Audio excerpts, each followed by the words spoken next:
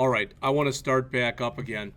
And what I'm going to do is this first one that I had, okay, I want to tell you something that's a little bit goofy about this program. There's actually quite a few things that are goofy about this program, seriously. When you build this program, when you build a website, not a project, when you build a website, it does not build a solution file. Please listen to what I'm saying. It's kind of important, all right? So it does not build a solution file. But occasionally, I don't know if it has to do with the fact that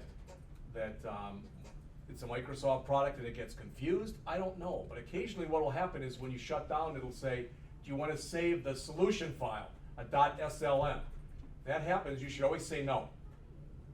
Because it does not write that to your file. It almost always writes that to that downloads and about 5 or 6 levels deep. And it gets, so now you've got part of your project in one part and part of your project in another part. And I've just gotten to the point where over time, when it asks me that, I don't ever save it. I haven't had any problems. All right? And by the head nodding in here, there are people that have gone through that in the past. So it really does happen, and it's really a nightmare. All right, so again, what I'd like you to do is, and you can all do this, do a file and then tell it to close the solution. Now, if you're asked if you want to save, it's really, again, it's up to you. You don't have to. There's nothing that we did that you couldn't reproduce in about 15 seconds. All right? But what I want us to do is this. And that is, again, I'm going to start up, be right where you are. So I'm starting up a new instance here. Okay? So I'm going to do a file, new, and I'm going to do website again. And like Ben's having a problem, and it's nothing that he's doing, but it looks like there might be some kind of setting or something on his machine that's wrong. So if you try to do this stuff and it doesn't work, the faster you can let me know, the faster I can let Terry know, and the faster he can try to fix the problem. All right? So we're going to choose website again, but don't go on if you would, because this time we're going to choose ASP.NET empty website. All right? I want to show you the difference between what we just did. Okay?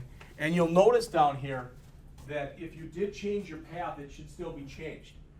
And right now, if I accept that, what's going to happen is it's going to create a brand new folder in a brand new project that's called what? Website 1. All right? And I don't want that. This is just going to be an empty website, so I'm going to kind of just call it what it is. So I'm just going to call mine empty. All right? And watch out, boom. That's how fast it loaded. That's all the time it took. Why? Because it doesn't have any of those files that it had to recreate for us when we chose the ASP.NET website. It only has this web config, and there really isn't much in there. All right. All that's in there is, again, this is XML, just so you know. And it's telling, this is what's called your XML Prologue, your version header. They always put this in because it's Microsoft. And this is a little bit of configuration information. That's it. One of the biggest changes, just so you know this, when you go from Visual Studio 2013 to Visual Studio 2015, is this target framework changes from 4.5 to 4.5.1. And what I found out at the beginning of the day today when I came in is they're not downward compatible. All right? It basically, it loaded everything, but I'm not letting you do anything with it. All right? So, right now,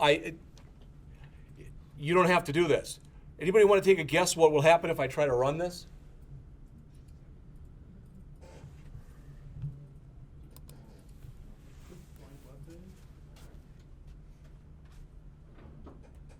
Because basically what I'm trying to do is the system is looking for some kind of a file extension that it can use, that it understands, that the server understands, that from which it can bring you back HTML. Okay, so it understands .php, it understands .aspx, it understands .html, etc. It doesn't understand .config. It doesn't know what you're trying to do right there. So occasionally what will happen is if you ever try to run the wrong file and you get an error that looks like this, that's usually why you get it. All right, so I'm going to close this because it sure isn't going to do me any good. All right, so I'm back here. Now, what I want to do is, Okay, so I'm right here and it's still running, so I want to stop the run, so there I am. And again, so what I have right here is just a web config file, all right? And this is kind of your project and that's your solution. So when I tell you to add new things, again, add them to your project, don't add them to your solution. And just so you know, if you are writing a complex enough application, your solution can contain multiple projects. You can do that. There's absolutely nothing wrong with doing that. But what we're going to do then is we're going to right mouse click on the little globe or on the word empty. It's up to you, but right mouse click on there. And please, I mean, I'm taking it for granted now when I say right mouse click, you know what the right mouse click is. Because if you do left, you're just going to be left hanging basically. So when you go there, and if you go down to add, notice what you get here. All right, I want to talk about this for just a second. Let's suppose for a second that I'd already created some kind of a CSS file, and I'd already tested it on some code that I've already written. All right, then I'm not going to choose here add new item, I'm going to choose existing item. Does that make sense? All right. When you choose new folder, there's two different things here.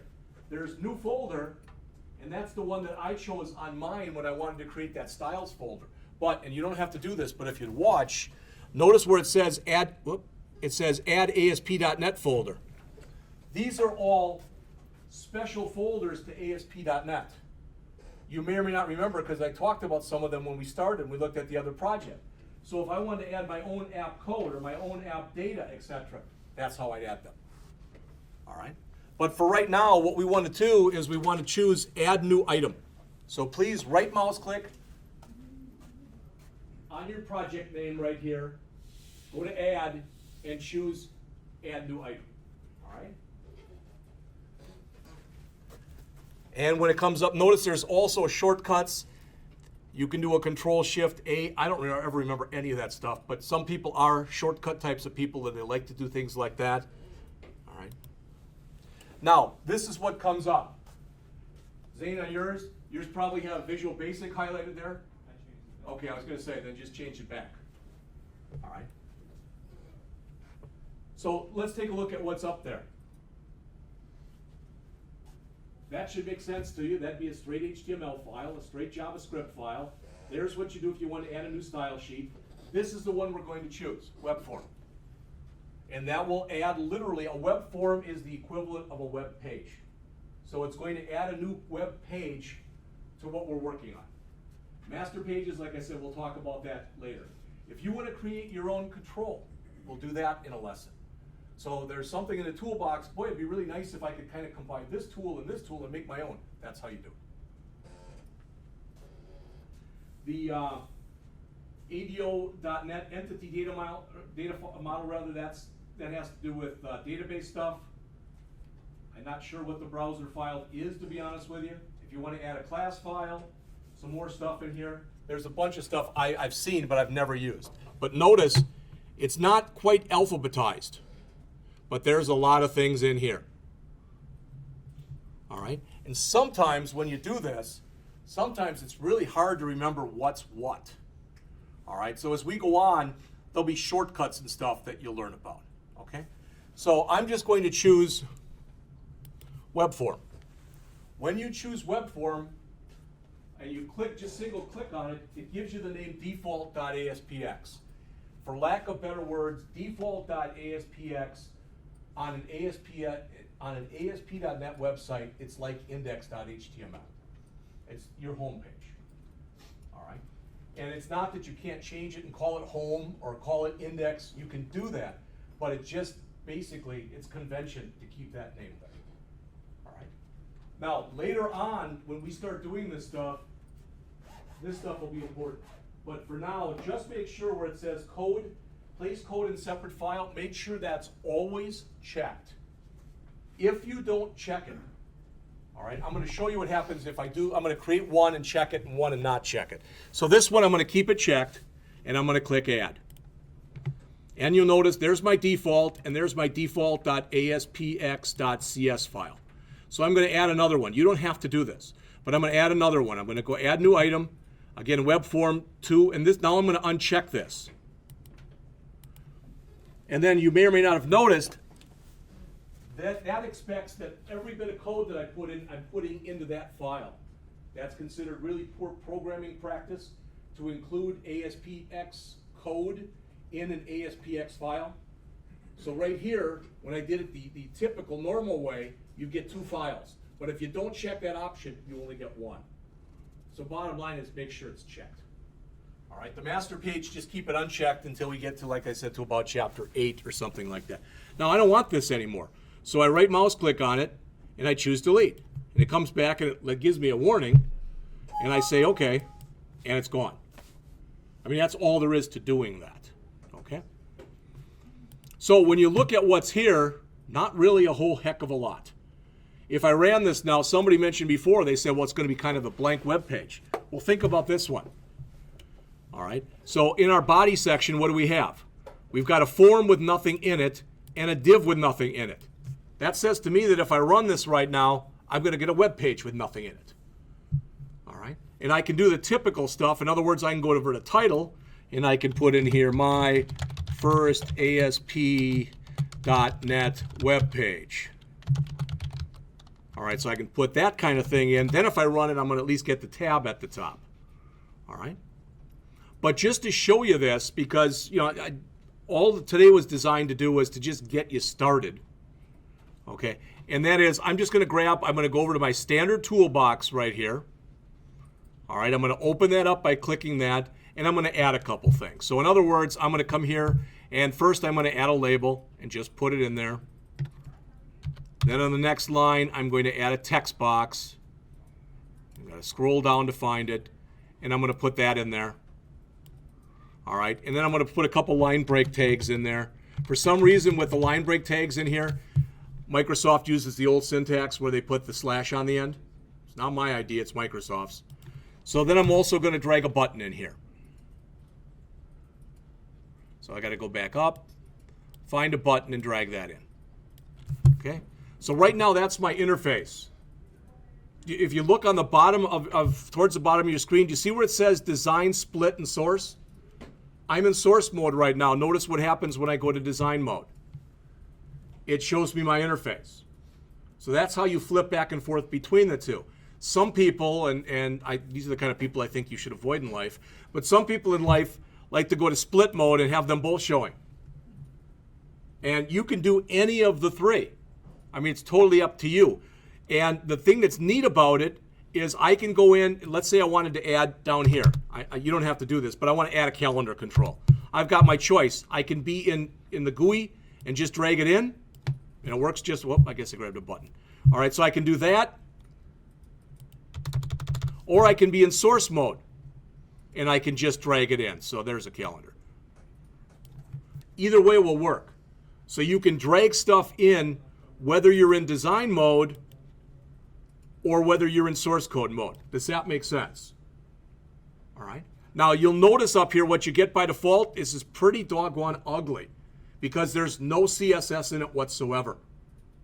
All right, and we'll get into that in later classes. We'll talk a little bit more about CSS in later classes. But what you'll notice is if we do this right now, so I'm just going to save, and just run it just so you can see it. And you'll notice that the calendar control, it is operational. All right, I can put things into my text box. I can click the button. Nothing's going to happen because I haven't put any code there. All right, but it, like I said, it really, I haven't done much.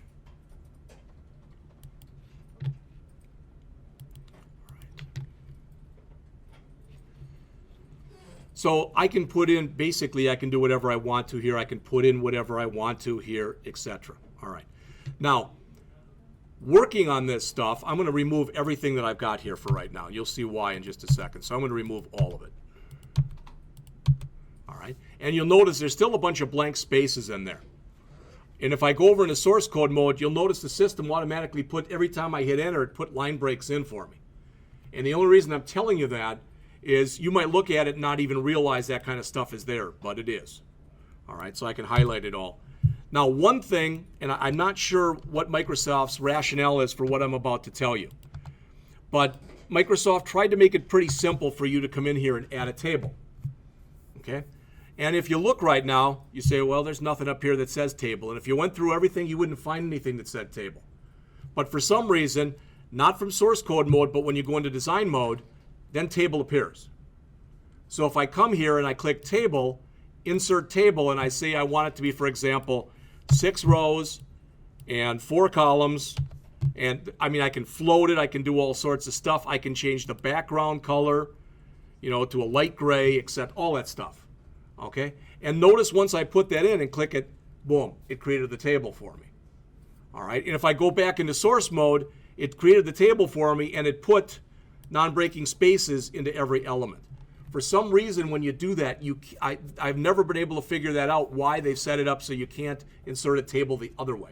You can manually type that in too. Not only that, if I decide that, oh, wow, you know, I screwed up here. I had 6 rows or whatever I told you. I really wanted 7. I can still manually come in here, highlight all these, come down to the next row, paste it in, and now instead of 6, when I go back and I look at it in design mode, now there's 7. There's absolutely nothing wrong with doing that. All right? All right. Just a couple more things. So I'm going to grab a CSS file that I'd already created. So I've already got one in a project. It's here someplace. There it is. All right, so I've already got one created. Don't worry about it that you don't have it. All right, but I just want to show it to you. This is just a simple CSS file, the kind of stuff you typically would expect to see. All right?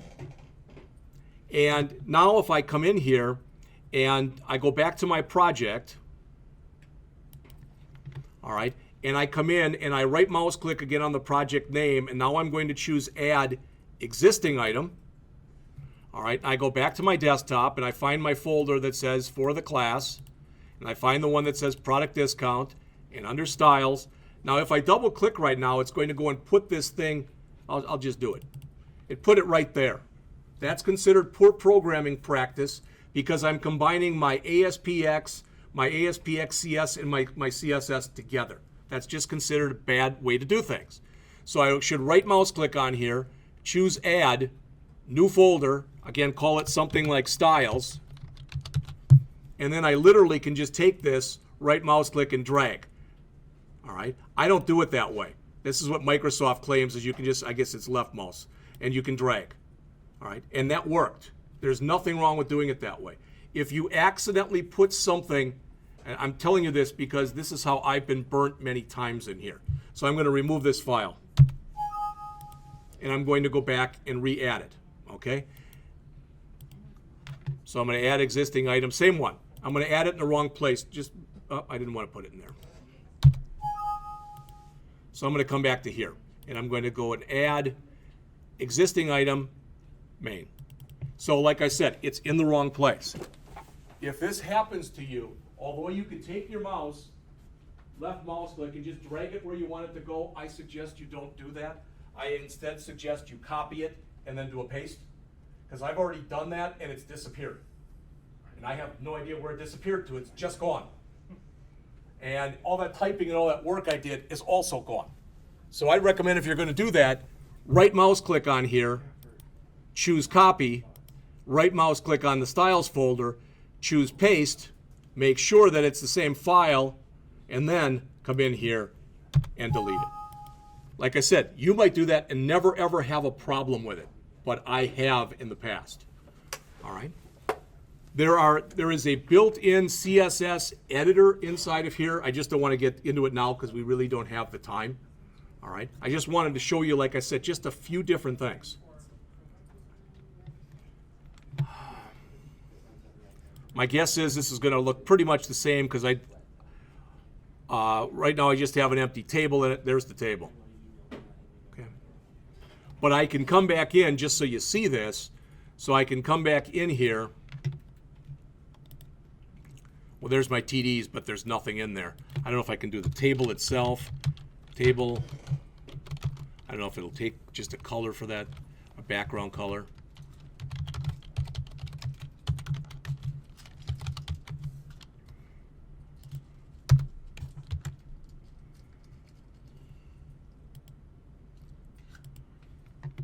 it might still be gray. And if it is, no biggie. All right, I guess it is. All right. What I want to do, just for like 5 or 10 minutes, is just quickly take a look at what's in the book. All right. Next class, the thing that I asked you to build, we're going to build that from the beginning of class. Okay. But for now, and I want to make sure that Ben can work with us. All right. So what I want to do is just take a minute here and go back again. And in here, going out to rocks.com, that's the publisher. So here is the book.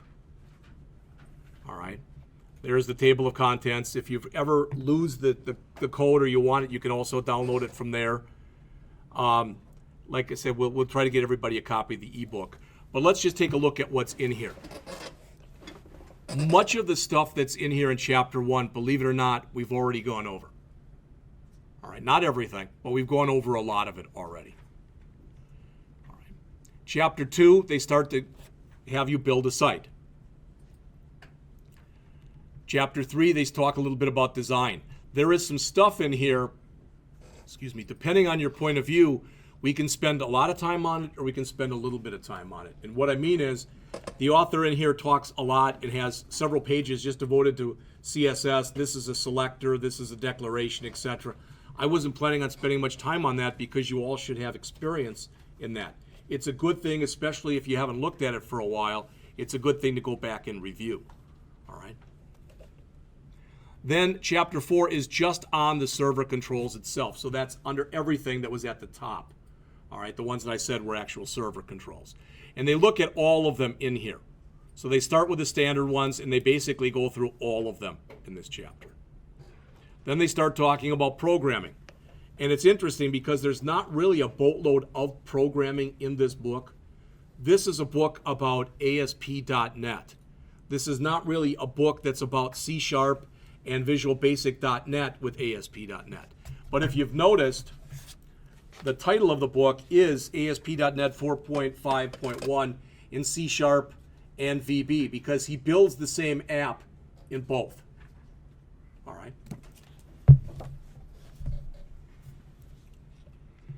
So on Chapter 6, again, creating consistent looking websites. This is kind of a precursor, for lack of better words. All right, it's sort of a precursor to using the master page stuff. And you learn all sorts of stuff in here. The ASP.NET page lifecycle and themes, etc. All right, there's a lot of different stuff that we'll go over. In the navigation, that's when we go in and we start to build the sitemap, and you learn about menus, and you learn about the tree view.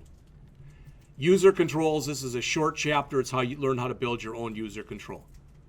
All right, and what we'll build as a class will be something real simple.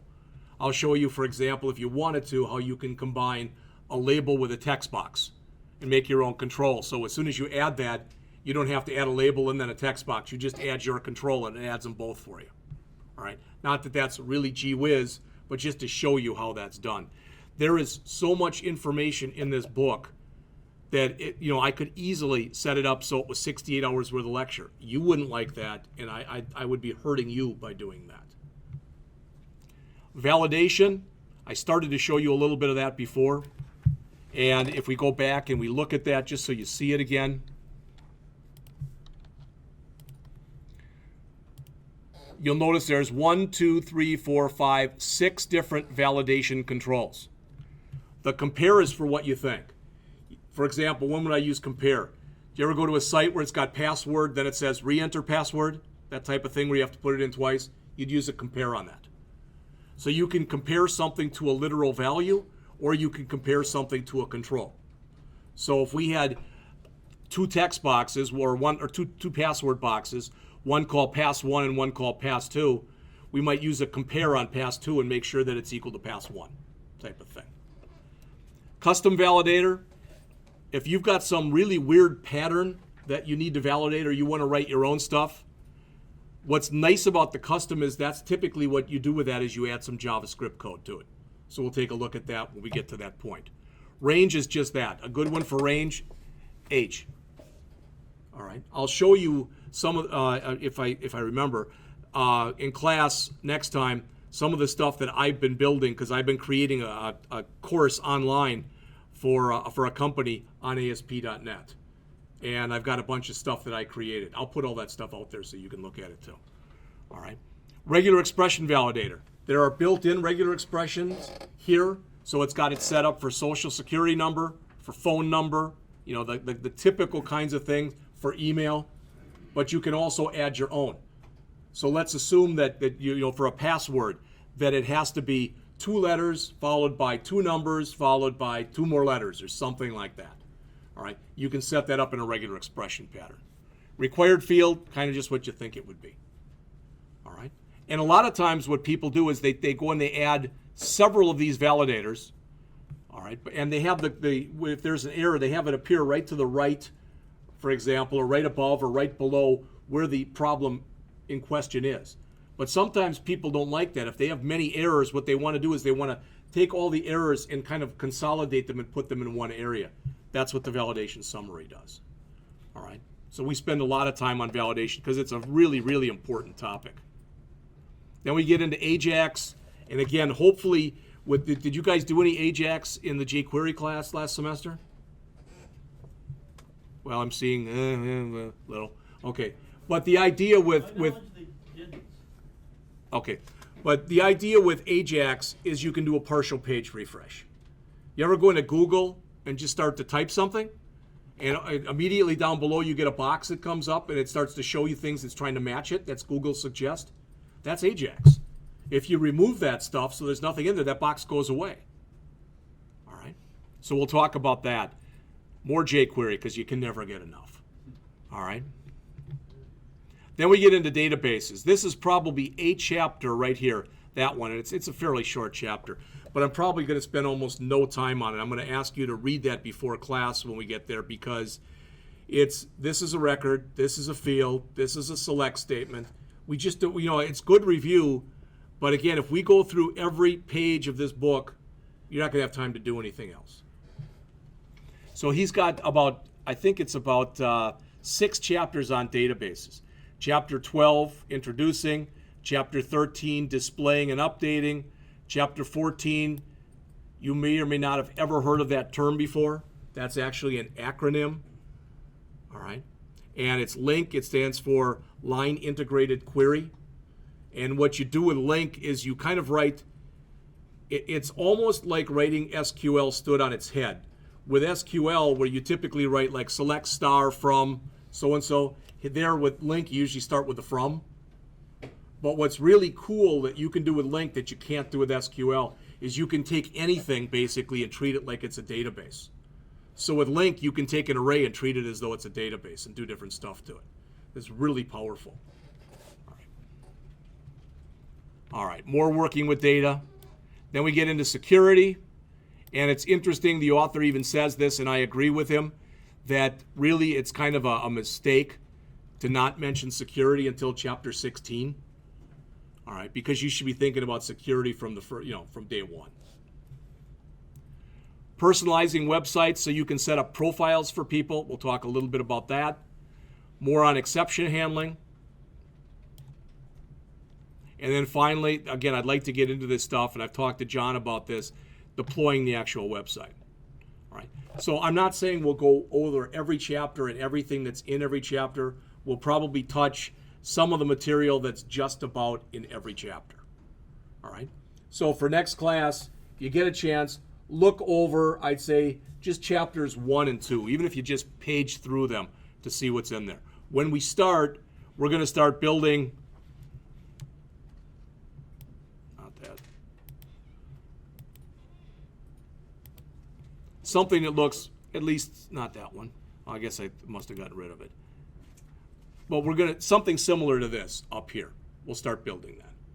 All right. And I'll show you how to add things, and then we'll add some CSS to it, etc. Then we'll add some code to it to make it work.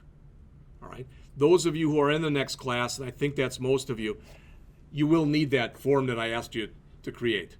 All right. You will need that form. Okay. Because we're going to start working with that almost right from the beginning of class. All right. That's about enough for today, I think.